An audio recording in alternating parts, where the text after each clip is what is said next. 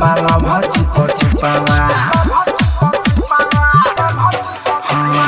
जहिया से देखनी कर सुन रूपावा तहिए से भइल बाला भच पचुपावा हंसी हंसी कर से बातमा जाकवाली हंसी हंसी कर से बातमा जाकवाली दिलवाले गइल हनी हर फरकवाली दिलवाले गइल हनी हर फरकवाली दिलवाले गइल हनी हर फरकवाली दिलवाले गइल हनी हर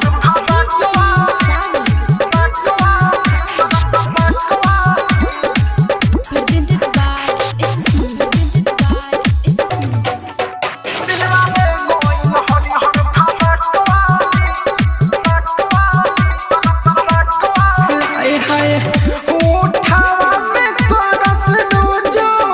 कथक उठलाली गम के गुलाब जैसे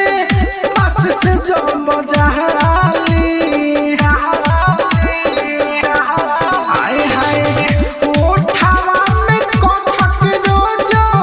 करस उठलाली गम के गुलाब जैसे पास से जम जाली बिया गोले गोले अखिया लंबा नाक वाली बिया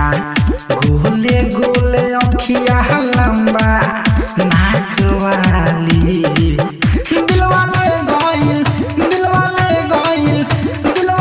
गइल हरी हर फरक वाली दिलवाले गइल हरी हर फरक वाली दिलवाले गइल हरी हर फरक वाली दिलवाले गइल हरी हर फरक